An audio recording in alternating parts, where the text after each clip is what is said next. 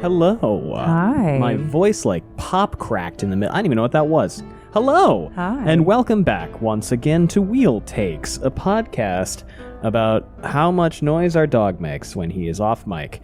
And also The Wheel of Time, a series of fantasy novels written by Robert Jordan and completed by Brandon Sanderson. My name is Gus, and I've read all of them. I'm Allie, and I'm on book 12, chapter 10. Yeah, this podcast... I'm a first-time reader. I didn't say that. ...only contains spoilers for what Allie's already read, and today that's everything up to and including The Gathering Storm, Chapter 10, The Last of the Tabak. How's it going? I am bereaved. Why? Lost at sea. Because Randall Thor has made peace with the Ch10 Has once he? again. He's working on it.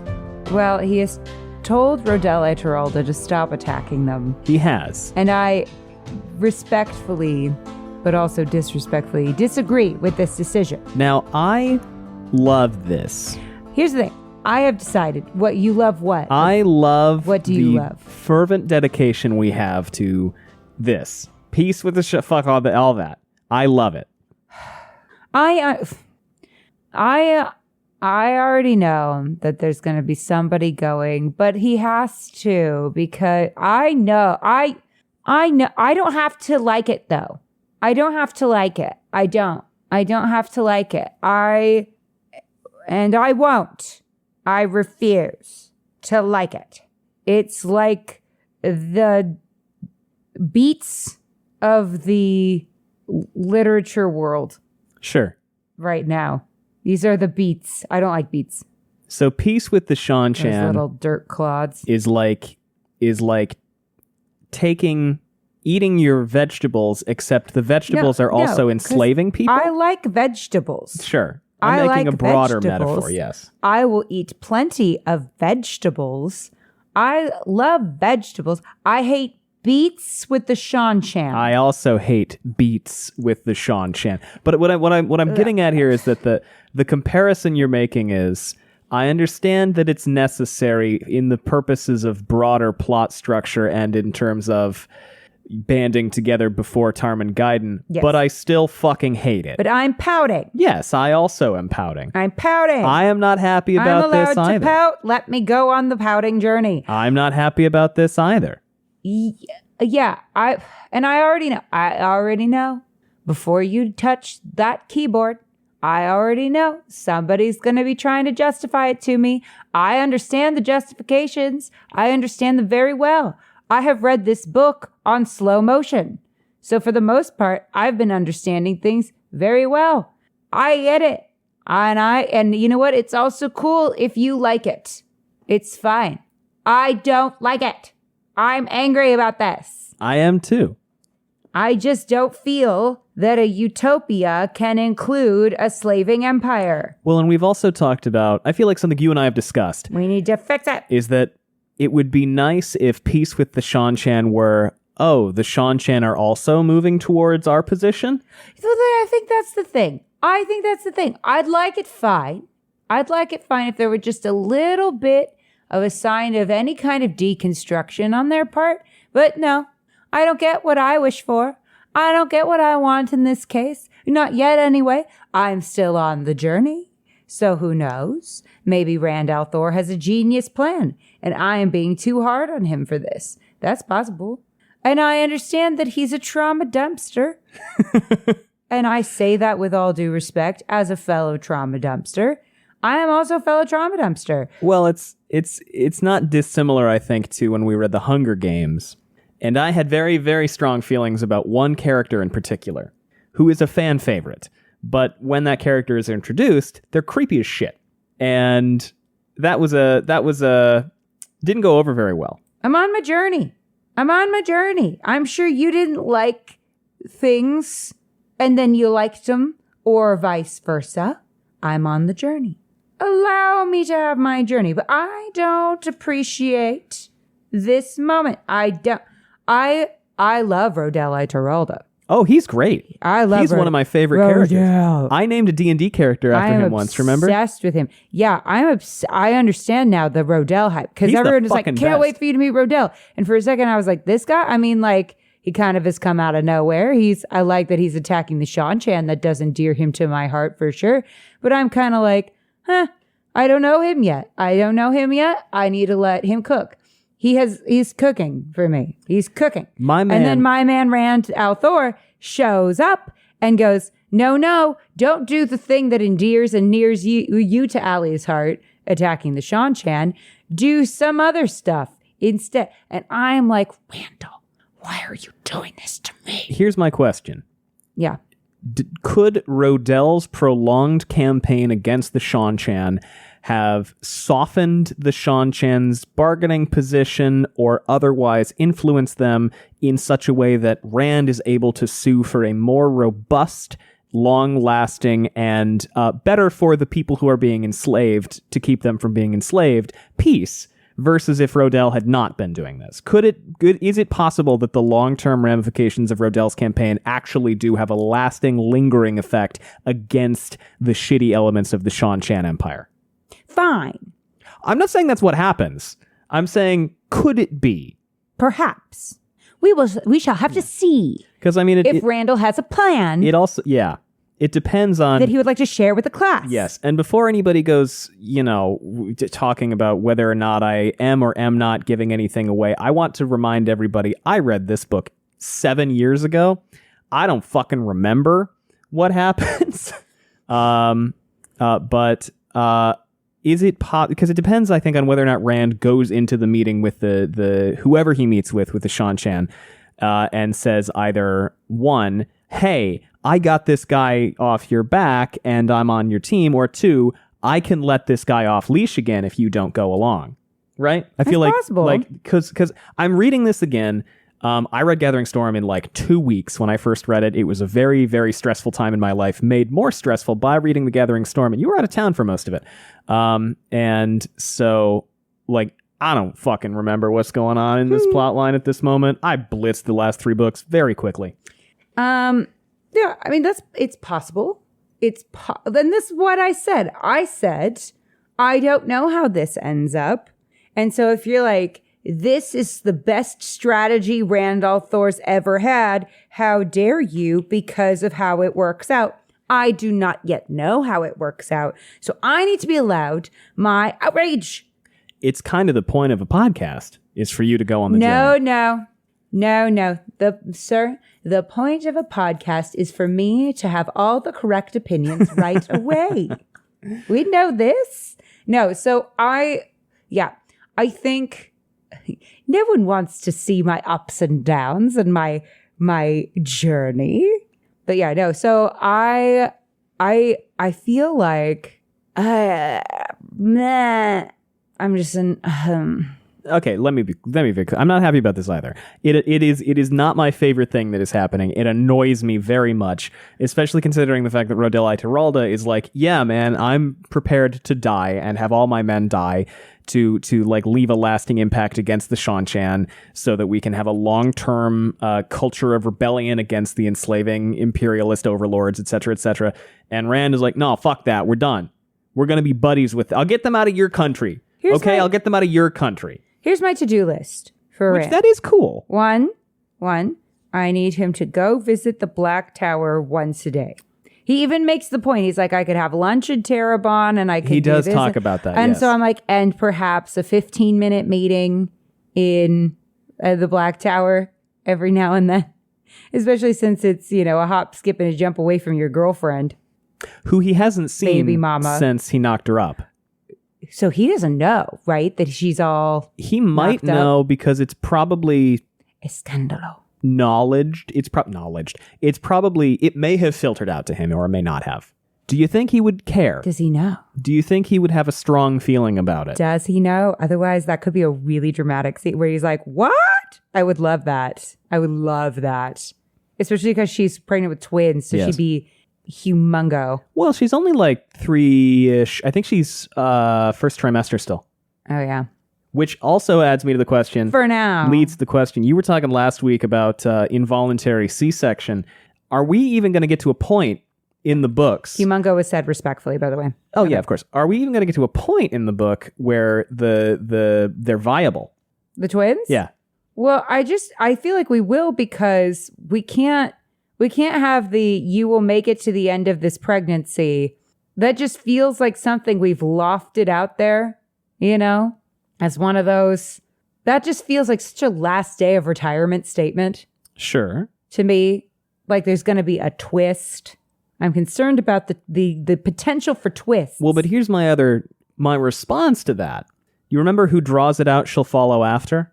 Yes. You remember how the net effect of that was Narishma got the sword and then he was late to a battle, so he followed after? I do recall this. Do you think that maybe the twins healthy thing is a complete non-entity, never goes anywhere? Yes, but that's not as fun to speculate about. Do you know what I mean? It's more fun to put on my conspiracy hat. Oh, abso-fucking-lutely. It is far less fun to be like, this plot point might not go anywhere. Oh, no, I know. I just want to point out that happens a lot. Instead, I want to go, what is a wild theory I can have about this? It's more fun for me, personally. I mean, it's possible that she's still pregnant by the end of this series, that we never make it past the first trimester. It's all possible.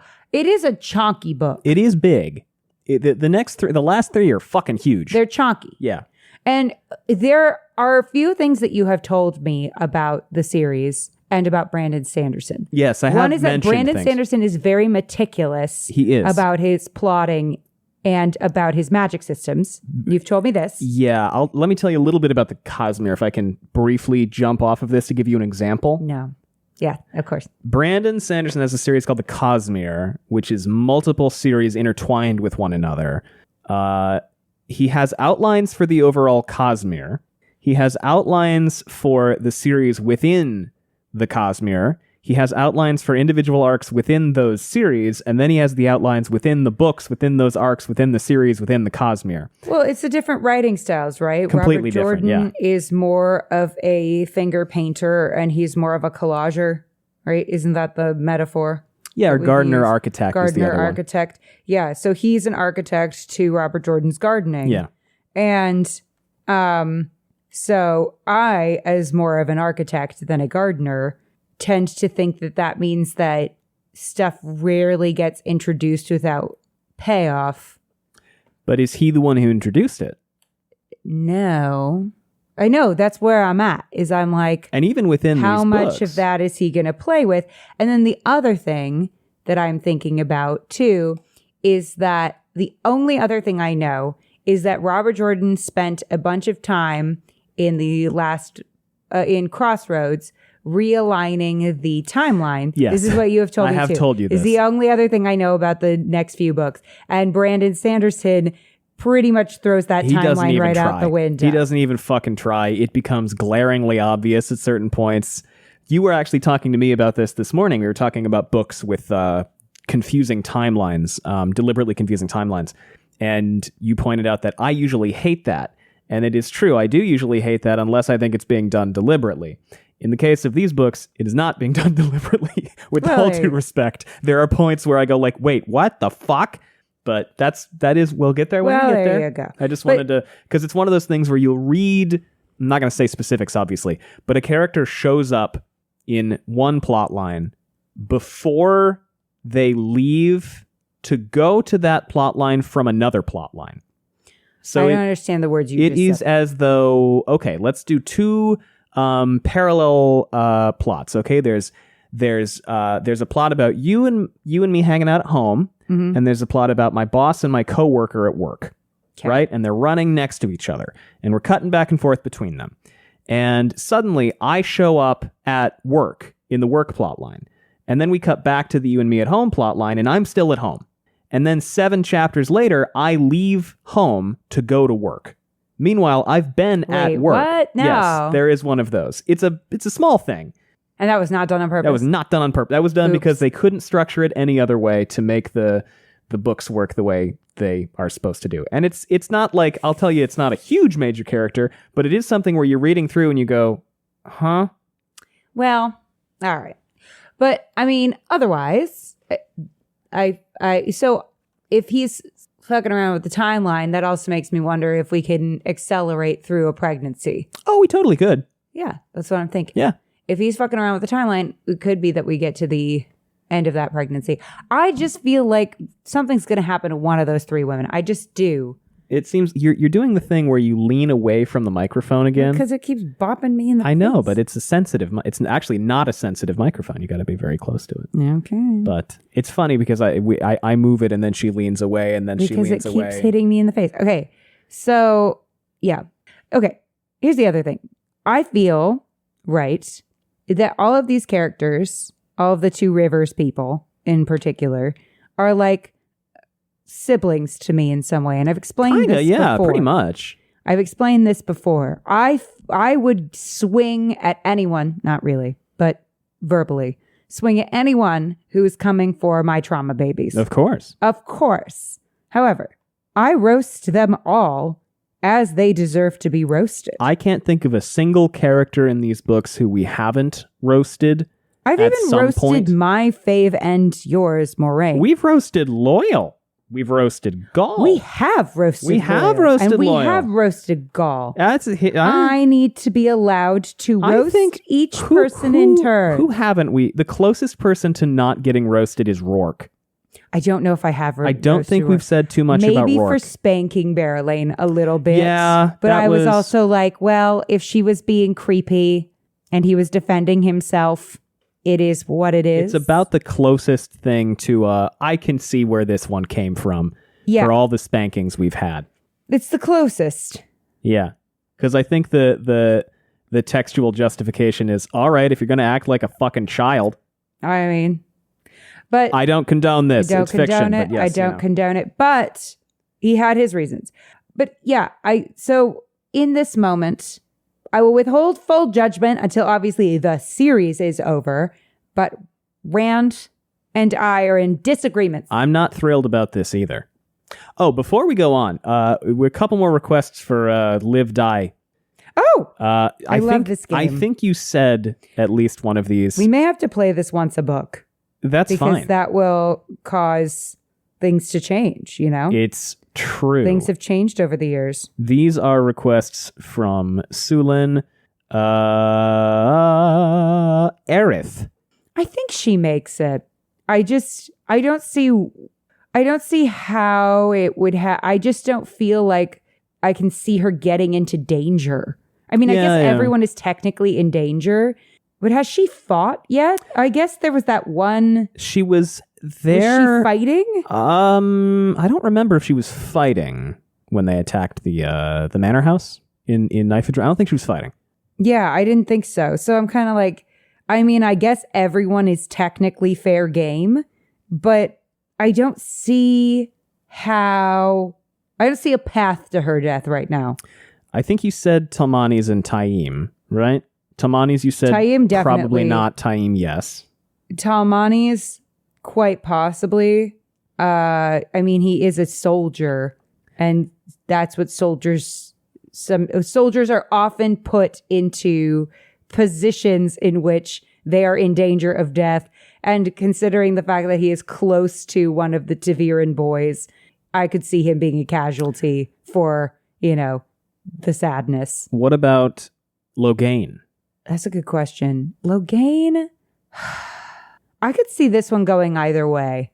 Because on the one hand, has he been through enough at this point where him dying on top of everything else feels like, pardon the pun, overkill? Do you know what I mean? Like he's already had what they consider the worst thing to have happen to you happen.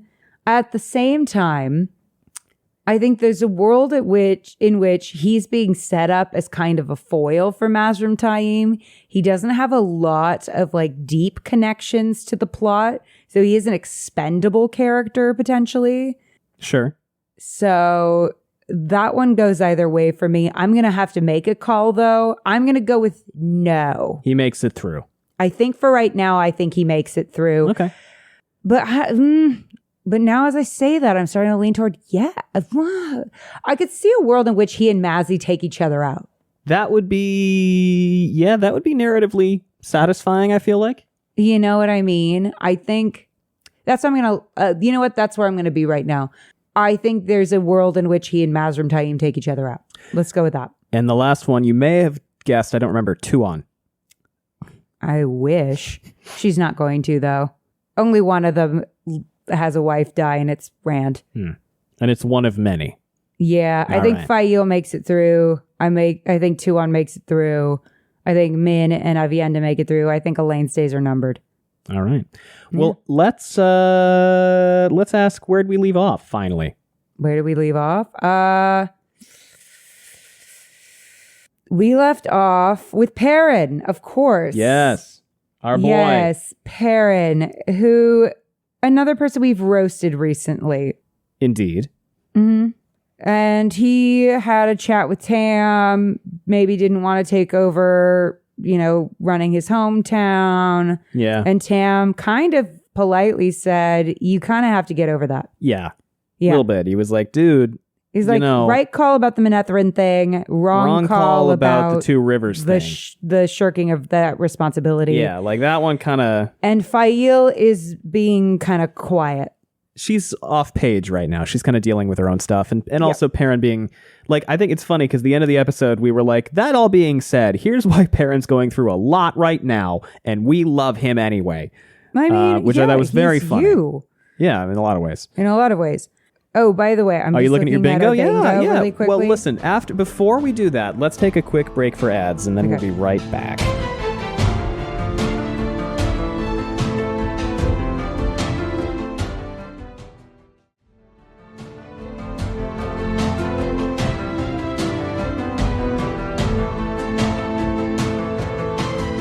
Welcome back. I may slowly fade during this episode because I got both my flu shot and my COVID shots today. So I am slowly turning into a fatigued pumpkin. Mm-hmm. But we'll make this work. Massima dies, hopefully. Got it. Nailed it. Fael feels guilty about Roland. No, not yet, but it's coming, I think. Missana defeated. Ooh, I just bumped the mic. See, this is why I scooch back. Okay, Missana defeated. That's a no for right now. Morghese Talonvor wedding. Allie hates it. That's coming. I just believe that. Elida dethroned. That's looking increasingly likely. Semirog escapes. Hasn't happened yet, but I'm nervous every time she's on screen. Red Aja Bond, bad Ashaman. That hasn't happened yet, but I think that's inevitable. Matt loses an eye. That's me really hoping that this book, they go for Moraine, please. Nynaeve and Maggedian face off. Why not? What else? Gawain attempts Egwene rescue. That hasn't happened yet. Tam and Rand reunion. I feel like that's coming. Could be. Because he's with Perrin. He's in dad and Perrin's mode again, on his way back to Rand. So that's coming. The author did research. I feel like that's happened. We had that. We had that. Problematic gender dynamics. Free space. Rand makes peace with the Shan-Chan. That is happening currently right now. Moraine rescue mission is on. Hasn't happened yet. Rand and Mazrim face off. Hasn't happened yet. Alana dies. Tenobi dies. Both haven't happened. Galad and Morghese reunion. Hasn't happened. Swan and Gareth kiss. We were so close. We were pretty close. We were so close on that one. Shan-Chan attack White Tower. Hasn't happened yet. But how are we going to navigate that with Rand? These are my questions. White Cloaks join Rand. The good ones, anyway. Not yet. Land takes Malkir. Wow, I was very ambitious with this book. We'll see. Golem and Matt face off. Borderlanders meet with Rand. Okay. I only have like 3. I guess it's only chapter 10. That's true. We got time. Brandon, give me a bingo. Let's pick it up here. Let's do a little bit. Will I get my 3rd bingo in a row? The Last of the Tabak. There's the chapter logo. What's that? It's a dragon in the box. One of my favorite things to say. Rodel I Giralda puffed quietly on his pipe, smoke curling. Wait, don't you want my notes? Oh my God, yeah, of course. Silly me. Okay, I only have 3. It's funny because I think this episode's going to be like sub an hour and we didn't get into the... We've been doing this lately. We kind of yap for a while, but it's relevant yapping. It's relevant yapping. I'm enjoying the yapping. All right. So he was like a boulder. Hard to get him rolling, but once he did, it was hard to get him to stop. I've never heard a more accurate description of me. Two Rivers Tabak shout out. Everybody's favorite. Is that a Tom shout out I see? Yes. I'm pretty sure that's a Tom shout out. I'm pretty positive that's Tom. And that was Juggle it. for the daughter air. And then Rand shows up and wants to make peace with the Ch10. Yeah, I mean, it's a cool chapter, but there's not a ton to talk about that we haven't already kind of touched on. Not really. You know? Oh, my computer bleeped out. Wow. Because I installed... Unprofessional. I installed an application. Wow. I know I'm opening it. Shouldn't do that. Okay. Blah, blah, blah, blah, blah. Rodel Ituralda puffed quietly on his pipe, smoke curdling from it like the sinuous coils of a snake. The smoke tendrils wrapped around themselves, pooling at the ceiling above him, then leaking out through cracks in the roof of the ramshackle shed. The boards in the walls were warped from age, opening slits to the outside, and the gray wood was cracked and splintering. A brazier burned in the corner, and winds whistled through the cracks in the walls. Ituralda faintly worried those winds would blow over the entire building. So what's he up to? He is planning on doing basically a last stand where, you know, they're all going to probably die and it's all very sad. And then Rand shows up and goes, all right, quit your suicide mission. Your king is probably dead. Grendel has him, so he's either dead or he's melted. Or he's done. Yeah. So, sorry to break the news like this, but work for me instead. Yeah. Stop attacking the Ch10 because I'm trying to make peace with them, and that would be pretty awkward. And, yeah, that's pretty much what they talk about. I think it's funny that he's smoking that Two Rivers Tabak, and he's like, oh, I'm almost out. That's so sad. And then Rand shows up and is like, Two Rivers Tabak, you say? I got that shit coming out of my nostrils. Yeah.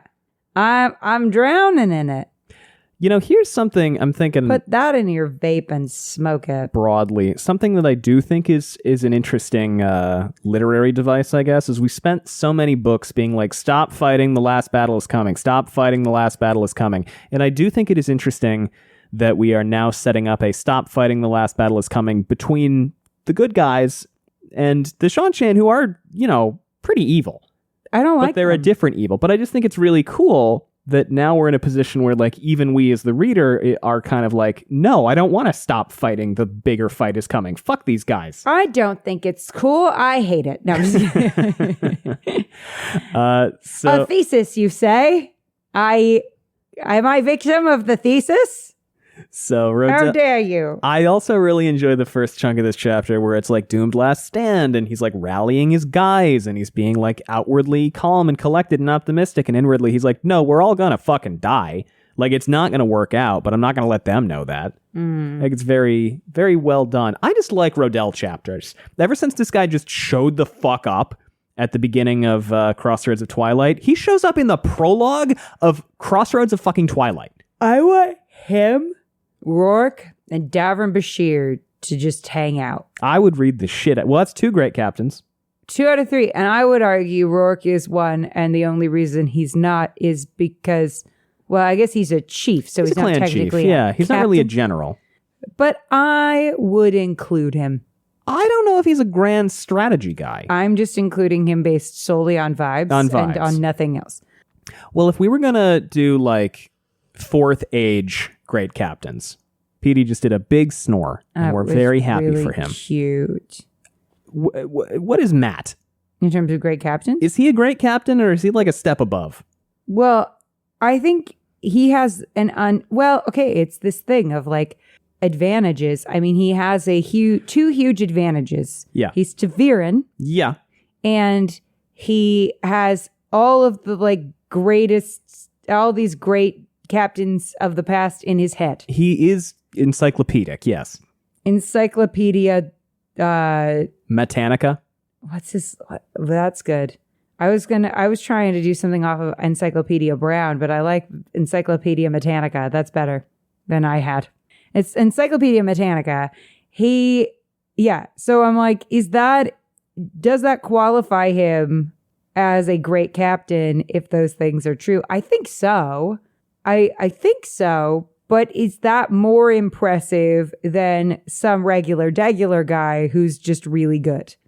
You know, another thing I think is worth pondering about Matt, and maybe I'm just getting feverish and insane from being slightly fatigued from all of the vaccines I got today. By the way, get your flu shot and COVID booster if you can. I think it's cool that Matt has absorbed all of these memories of all these guys, and it's kind of affected his demeanor, but it hasn't really changed his personality. No. You know? Because, like, there's an argument to be made that a person is a pile of experiences and memories, right? That heavily informs your personality. But Matt's personality hasn't really changed, which suggests to me that... Well, it's both. You're also... I mean, if you talk to parents, a lot of the time they'll say, like, oh, they were born that way. Absolutely. But I think it's interesting that, like, sometimes I am predisposed to dismiss a lot of Matt's tactical acumen because I'm like, well, it doesn't really count. He got the download. But he's still parsing it. He's got all the knowledge and information, but he himself is still able to filter it and process it and parse it into good plans. Well, Michael Phelps is biologically designed to be a freakishly good swimmer. Yeah. Right? He's biologically got an advantage. He still has to win. Yeah. Right? He still has to swim. He doesn't just win just because he's got the physique for it. He still has to train. He still has to get good, right? He's just got a biological advantage. Doesn't mean that like somebody with that same biological advantage can show up to the Olympics and win without, putting in a tremendous effort. So I guess it's a similar thing here, right? He's got advantages that, arguably push him ahead, but he takes advantage of those advantages well. Yeah. Does that make sense? Yeah, it does. He's a gifted kid who didn't burn out. Yeah. Yeah. Yeah. Would it make it impressive? Does it necessarily make him more impressive than the regular dudes? Well, I guess you could argue, have biological advantages themselves, right? Like, or training advantages. Intelligence. Or access, right? Or access to tutors and things like that. Yeah. I mean, so what is life if not you trying to take advantage of whatever advantages you have? Pretty much. That's the whole thing. Yeah. So everyone's got an advantage at something. I read this thing that was like, anyone can be a Nepo baby. Pretty much. Pretty much. Yeah. If you do exactly what your parents did. It tends to help. Tends to be a little easier because you have connections. Yeah. Then you might get into a better trade school or whatever. Or get a job right out of school or whatever, right? So Rodel's stressing because he's like, well, think that we've hooed our last raw, boys. But he's not saying that. Hooed our last raw. He's not saying that, but he's like, where are they, by the way? Eridaman? Where specifically? There is a category of place that they are holed up in. The Caroline Grass. No, it is a category of place. There are many of them throughout the Westlands. There is a special thing about them, and there's a specific reason that he has gone here to hide out against an army full of channelers. Oh, it's an ogre steading. He's in a steading. Yes. And so he's holed up in this steading. They're waiting for they're chopping down some trees, which he's like, this is fucked, and I feel bad about it, but also you kind of got to do what you got to do in this situation. And it was all for nothing. Yeah. Although he thought it would be for bloodying the Ch10. Listen. I'm torn between my desire for people to just leave nature alone and my need to bloody the Ch10. I think that bloodying the Ch10 is usually a good thing. Well, not according to Randall fucking Thor. Yeah, but, not necessarily if you're gonna do really... Well, I don't know. It depends. So Rodel talking to this guy, Rajabi, and they're talking, and they're gabbing, and they're gabbing and yapping and talking, and he's nervous because there's going to be 300,000 soldiers and 200 Damane. And I just read this man's name and then I immediately forgot it. Rajabi is like, we'll get him. And Izrael is like, we won't. But he doesn't say that because he's lost so many of his guys. And because the Ch10 know his tricks now. So he has kind of run out the clock on the whole harrying the Shanchan thing. Mm-hmm. So in a way, he's definitely screwed. So Rand showing up in a way is actually kind of a big win for him. Yes, and a staggering loss for me. It's a shame that Rand didn't show up and be like, "What's up? Here's a bunch of channelers. Fuck up the Shanchan." Well, and Rodel Geraldo was like, "This is great for me fucking up the Shanchan," and Rand goes, "Not so fast." And I was like, "No, even faster." You've yeed your last hob, buddy. And Rodel is like, "But I want to yippee." And he's like, "You can't yip any peas or kai any yays." I don't know what the fuck this is. I like it. I like it. You've yeed your last haw. You've hooed your last ray. I can't think of a single one. You're just coming out with pumping them out like hotcakes, and I can't think of a single one. You've cowed your last bunga. How are you doing this? And wouldn't it be coward? I wanted to say cowed. I could also say you've bungad your last cow, but that feels weird. Bunga cow? No one says bunga cow. Keep doing it backwards. Oh, I see. Okay, I see. Because the noun. I'm going to cow. No, it would be because cow a bunga. You cow a bunga. You've cowed your last bunga. What's a bunga? It's not a thing. I'm making this up as I go. I understand. It's phrasing and phraseology and, What's a bunga? Yeah, I don't like this, but I do understand it, I suppose. But couldn't we just You've shod your last zam. Couldn't Rand show up to Tuon and be like, "Can you chill?" Would Can she you go and your in for people that? chill? Or would she be like, "I'm the Empress, motherfucker"? Well, he's the Dragon Reborn. Well, not that she's the Empress. I guess she's not the Empress. She's in terms of ranks, daughter of the Nine Moons. He technically outranks her. But do they think that? Do the Shanchan think that? Well, they better think that real fast. Do you remember what they have in their prophecies? Do you remember that? What do they have in their prophecies? They have the Koreathan cycle, except instead of it being the way that it is in the Westlands, it includes a line that is written in pencil in the bottom of the page that is signed totally not Ishamael that says, "BT Dubs, the Dragon Reborn shall kneel and swear fealty to the Crystal Throne." Okay. That also might be just from, some other guy. Okay, well, we can kneel and swear fealty to the Crystal Throne, but I'll also going, y'all need to check yourselves before you wreck yourselves. Rand gonna do that? Rand gonna do that? I would like it. Rand gonna do that? His best friend is married to the Empress. Rand gonna swear fealty to You want Rand to swear fealty to the Shanchan? No, I don't want Rand to swear fealty to the Shanchan. I want Rand to go, "I'll swear fealty to you if you deconstruct everything about your society that makes it work." After I'm dead? Is that no, the no but wait, fuck now. Is this the freak you with the okie doke that he's gonna do? Is he gonna freak him with the okie doke by saying, "Cool, you guys deal with your whole bullshit after the last battle, you got it," and then he's like, "Joke's on you, I'm gonna die." Is that how he gets him?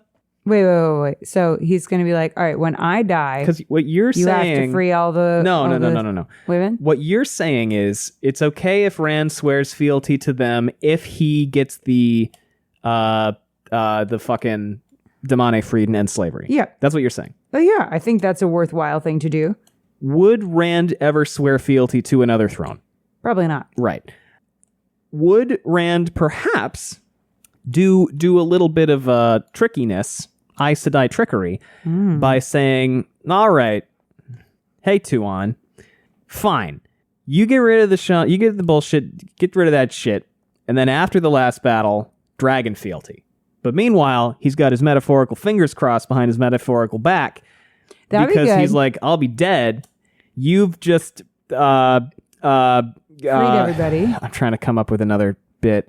Emancipation Station. You've just I can't think of any other.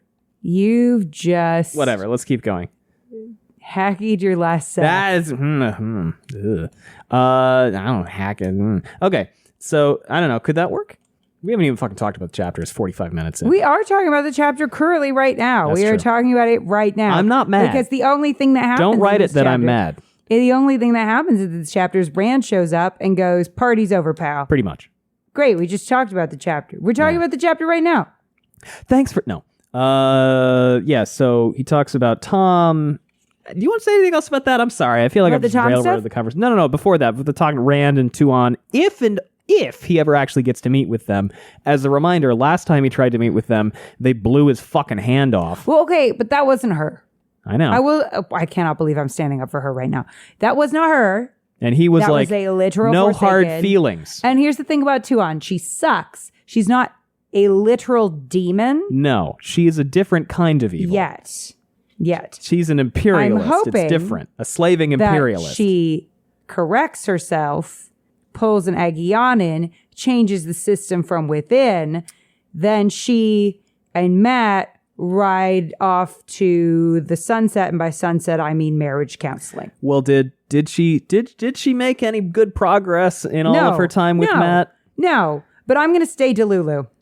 I'm going to stay on my Delulu throne. So yeah, they talk about Tom. She will change before I do. They talk about Tom. I will wear her out like a water on a rock. The guy talks about he talks about how Rajabi is the boulder. If I were Matt, I'd wake up every day, roll over. Our pillow talk would immediately be, "Hey, free the fucking slaves. Free the fucking slaves." Every day of our marriage until she did it. Yeah. So they. Because I'm pretty sure the Shan don't get divorced. They probably just kill him. Oh yeah. They talk about Al-Salam and all that other stuff, and Rodel is stressed. And that's it's the good. king, I mean, right? this is Al-Salam. Yeah, it's a good chapter. It's good. And they're making plans. Excuse me. And then Rand shows up, but before Rand shows up, they talk more and they make more plans and stuff, and then Rand just shows up and he's like, "Who the fuck are you? What the fuck is this?" And Rand goes, "I'm Rand al'Thor, the Dragon Reborn, and I need you. Here's what I love you about and Rand. your army." Rand's audacity is pretty great. He just busts in. He just rolls the fuck out. He rolls in by himself as if he's not. And he can't channel right now. He can't channel. Steading. Oh my! And he knows God. this. Randall. No, look. It's audacious. It works out. It does. The maidens are screaming. Yeah, they do that. Understandably, because he can't. You know what? Here's the thing. His audacity is staggering and also kind of admirable. It's both. Because he's just like, I'm just going to walk into this potentially hostile army and go, I'm going to tell you what to do. It also tickles me a little bit how they're always like, this never happens in the stories. And then they do the most fucking storybook badass moments that are directly out of badass stories. Well, because sometimes those things happen in real life. That's why they happen in the stories, because they've happened before. I also think it's so cute that Rand names his horse Ch10 because it's the horse in his favorite book. That is cute of him. There's shit like that. I just think they're so cute sometimes. There's a little cosplayer in him. Yeah. If in another world, he'd be at Comic-Con now. It would be like me naming a horse Ch10. It's the same thing. Petey, are you hot? Petey's got an opinion. Fuck the Shan. That's right, Petey. I don't know why I made his voice sound like that, because he was panting. Petey's voice doesn't sound like that. A demon. Because I was trying to make it sound like he was saying it through his panting. Oh, very fair. No, Petey has a different voice. So yeah, anyway. Everyone wants to hear it. By everyone, I mean me. And they're all hostage to what I want. I just think the Shan kind of fucking suck. I don't know. Oh, Petey, you're just like mommy, baby. They fucking suck. So Rand is like, all right, here's the vibe. Here's the thing. I don't fucking time for this shit. I'm the fucking dragon. Come with me. I'll show you I can channel. I got a million fucking IL. It's fine. We're going to deal with this shit. Okay? It's good. And Rodel is like, okay, well, I'm kind of busy doing the suicidal last stand thing. If anyone rolls into the Discord trying to defend the Shan this week, you owe me $1,000. $1,000. You will have to pay us $1,000, and then you can debate about the Shan with me. Is that fair? Right into our PayPal. Or wait, what is it? Patreon? Yeah. That's funny. So Rodel's like, you have other business to concern you, I assume. And Rand is like, no, you are my concern. You must make peace with the Shan. This war gains us nothing. I want you up on the borderlands. No. I can't spare men to guard the blight. No. And the borderlanders themselves have abandoned their duties. No. I have orders, Eterald said. Wait, he wouldn't do as the youth asked if he didn't have orders, except those eyes. Rand is like, was it? He's like, I caught feelings. Damn. He's like, is it fucking Al-Salam told you to do that? Okay, yeah, look, you're a cool guy. I know about you. I've heard of you, Rodel I Turalda. Men I trust, men I respect, trust and respect you. Rather than fleeing and hiding, you hunker down here to fight a battle you know will kill you, all because of your loyalty to your king. I commend that. So but it is time to turn away and fight a battle that means something, one that means everything. Come with me and I'll give you the throne of Erad Doman. And Ituralda's like, motherfucker, I just told you that I'm defending working for Al-Salam. Your king's dead, Althor said. Either that or his mind's been melted like wax. I think Grendel has him. I see her touch on the chaos in this land. Does. Whatever orders you have likely came from her. Why she wants you fighting the Seanchan, I haven't yet been able to determine. Well, isn't it that she doesn't want him fighting the Seanchan necessarily? He's just kind of doing that? I think, if I remember correctly, she sent Rodel a bunch of letters. You remember? That all have kind of different... They were all like conflicting reports about what to do and when to do stuff. And then it seems like Al-Salam managed to sneak one real letter out. And that was the one that was like, kill the Seanchan? And that was the one that was like, stop listening to any of my other letters. Just fuck him up.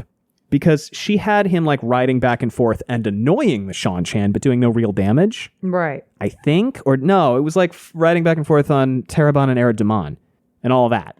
She had him just like running back and forth doing weird bullshit. Yeah. And then also, I think Al-Salam got a letter out that was like, no, actually, get him up. Yeah. And stop, like, run away from my messengers if you see them, because they're probably going to give you bad countermanding orders. Mm-hmm. So Rand was like, they're talking, and yeah, you know, it's all the stuff that you said. He's like, Grendel is somewhere involved in that. And Rand goes, which we knew. Perhaps Al-Salam lives. If so, I can see you would not want his throne. Would you like Amadicia? I'll need someone to rule there and keep an eye on the Seanchan.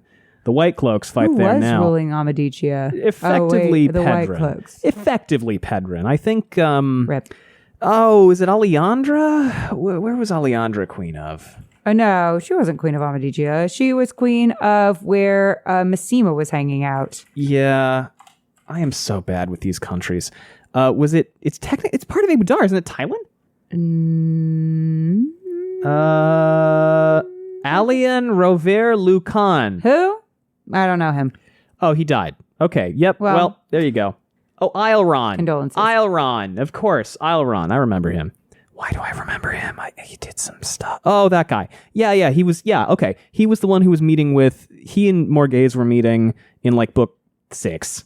When she left, Andor and went to Amadicia and was staying with Eilron. And then the Seanchan showed up. Oh, and the White Cloaks showed up. And Eilron died. And he died in that whole skirmish. Yeah, that. Okay. I see. I forgot about him. Oh, yeah, he was creepy. Wasn't he creepy? He was creepy. A little creepy. Yeah. But he was way less creepy than everybody else. Rest in shit, man. Sure. Rest in shit. Fair. So they talk and Rand is like, yeah, trying to get the merchant council together. Creepy guy. That other creepy old guy. I got a bunch of Aiel here too, and you know, there's also I'm trying to get the merchant council together. Fucking Borderlanders crawling up my ass, annoying the shit out of me. Don't know what they're doing. God damn, not defending the fucking whatever. You want 100 Ashaman? And Ituralda's like, what? Do I what?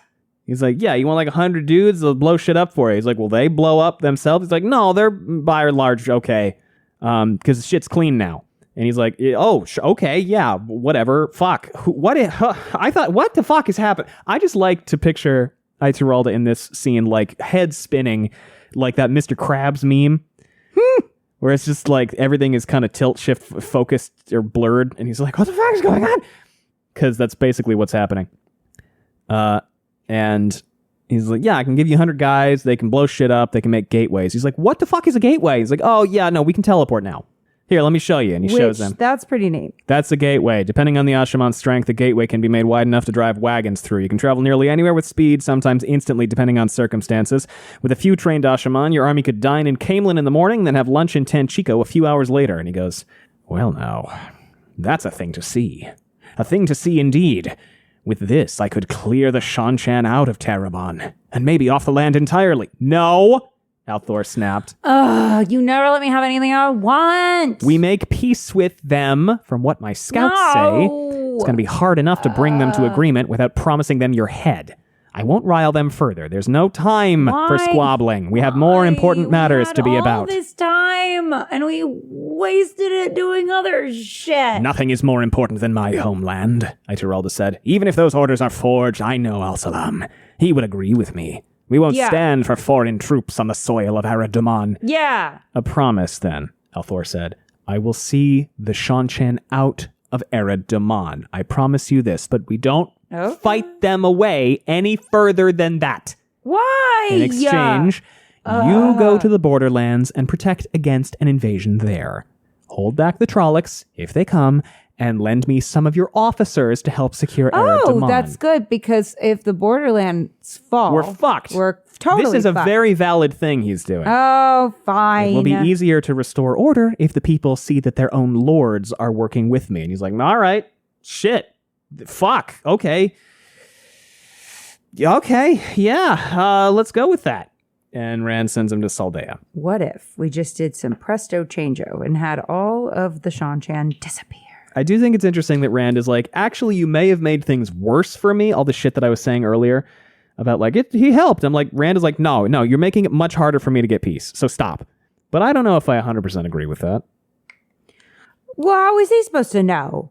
He just went, invading force must kill. That is a logical, I get it. reasoned, measured thing to do. I would think that that would be helpful to the Dragon Reborn, amongst other people.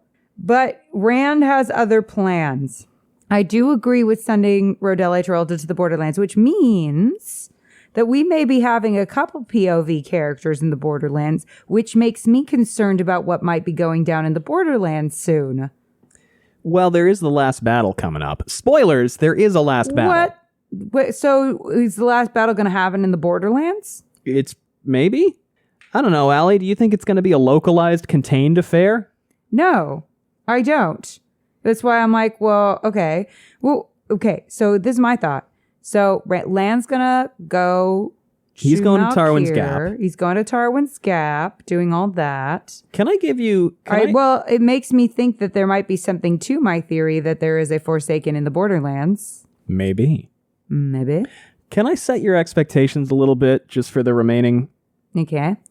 And this is not a spoiler. Now this is I'm expectation feeling like setting. Land taking Malkir is going to happen in that book because it's Towers of Midnight. Yeah, it's making me think that there are like some towers called Midnight or some shit. Well, let me tell you that the last battle takes place for the entirety of A Memory of Light. Okay. One way and another. As Okay. I read it, the last battle is in effect for the entirety of that whole fucking book. Wait, for all of All of the Light. last book. The last battle is happening in the entire The book. entire book. Oh, okay, so stuff might be really popping off this book. Yeah. And now that's not to say it's nonstop fight scenes or battle scenes. It's but like there is shit non-stop happening that is related to the fight last battle the scenes. entire time. And I don't mind telling you that because Okay. I knew that going in and it made me even more excited to get there. That's making me excited. Yeah. Also sad, but excited. It is sad. Listen, the I more feel like the more body we do counts this, for the next 3 books are going to be pretty upsetting. Uh-oh, I did not like that face. there's a lot of people dying in this. In the next 3 books? Yes. I knew it. I knew that. Okay, yeah. I'm changing my answer. Logain definitely dies. Everyone dies. Everyone's dead except Rand. Wouldn't that be dramatic? That'd be wild. That'd be wild. Well, anything else about Rodel and all this? I really like him, and I hope we see more of him. Well, I think we will, because I think some shit's about to pop off in the Borderlands. I think that might be where Damon Dread's hanging out, because I can't think of where else he might possibly be. I don't know if you remember, but when Guy Roberts is talking at different cons, people ask him, is there a book character who you would have liked to play if it weren't Uno? And he would consistently bring up the Little Wolf. Is that Rodel? Rodel Ituralda. I love Rodel fucking He's a short king with fucking makeup. He's got his fucking bedazzled face. I love this guy. But I see a person of color playing. Oh yeah, Rodel yeah, Ituralda. no, I do too. Yeah, I feel like Rodel, though I'll respect to Guy Roberts, because certainly I could be wrong there. But I just see, like, the guy who played Turok to me would also make a great Rodel Tiralda. Just give him a beard. I see Rodel Tiralda as, in my head, But he's gotta be there's no shorter. correct answer, obviously, but I see him in my head as kind of maybe Indian or South Asian. I can see that. Wait, oh, shit. Who's that guy? Who's that guy? Is a really good-looking actor. Dev Patel? No. I didn't think of Dev Patel. He's a little young. Yeah, no, I think he's too young. And he's not... No, there's another guy. He's very Galad in my head. Dev Patel? Dev Patel. I see that. Oh, who is he? Hold on. Yep. It's the guy who played the dad in that vampire show. Yeah, you know, I don't know. Rahul Kohli. Oh, yeah. From Midnight Mass. From Midnight Mass and Haunting of Bly Manor. Ooh, yeah, okay. Yes. That Wikipedia picture does not, in my mind, accurately represent what that man looks like. Rahulkohli. His Wikipedia picture is bad, but if you just Google him, that's a good picture of him. Yeah. That's my Rodel Tiralda right there. I see it. In 20 years. 15 years. Now. All Now. He's 38. He could do it. I mean, I guess he's a little on the young side. But, and there was another guy I was thinking of too. Hold on. There's definitely another guy I'm thinking of. What about young Edward James Olmos? Younger Edward James Olmos. I mean, yeah, but he's not... He's a gorgeous man of color. He's Latino. Uh-huh. Yeah, he's Latino. He is. Yeah. I forgot that about him. Yeah. I don't know why I forgot that about him. You're right. Yes. Then yes. That, yeah. That mustache picture, yeah. Like Edward James Olmos in Miami Vice. I see that. Hold on. There's another one, though. There's someone else I'm thinking of. Or even Damn as it. Adama, honestly. Well, I was also thinking Oscar Isaac. Like, oh, yeah. Yeah. I see Oscar Isaac. I think he's too much of it. Well, I don't know. We're dreamcasting. We can dreamcast. But yeah, I think he's up there for me as a potential. Oh my God, who else am I thinking of though? But yeah, Rahul Kohli for sure. I think Pedro Pascal is too baby, even after Joel. But I don't know. That's an insane thing to say because he's not actually. All of his characters that he plays are these there's rugged a badasses. Slight baby quality to them though still. Who was that guy? Okay, wait. Game of Thrones. Oh, Alexander Siddig? Alexander Siddig would actually be great. That's Bashir. Alexander Siddig, yeah. Yeah, that's Bashir from Deep Space Nine. Oh, yeah, That's who I was thinking. That's the guy. That's the guy I kept being like, who is that? Who is that? Okay, we got to watch Deep Space Nine because he's the doctor on Deep Space Nine. I like that guy. Yeah, that's who I was thinking of. Yeah, you got to watch Deep Space Nine because he's the doctor on Deep Space Nine and he's like probably 26, 27. He is stunningly beautiful. He is so good. Yeah, I love him. How old was he? He's a really good actor. Yeah, he's like 30. Deep Space Nine is also my favorite Alexander Star Trek Siddig? show. No, Alexander Siddig's 58. No, when 56? he's 58 now. When Deep Space Nine started. Oh. Yeah. When did Deep Space Nine start? 1998? No, 1993, I think. I should know this. Why should I know this? But yeah, I think he'd be great.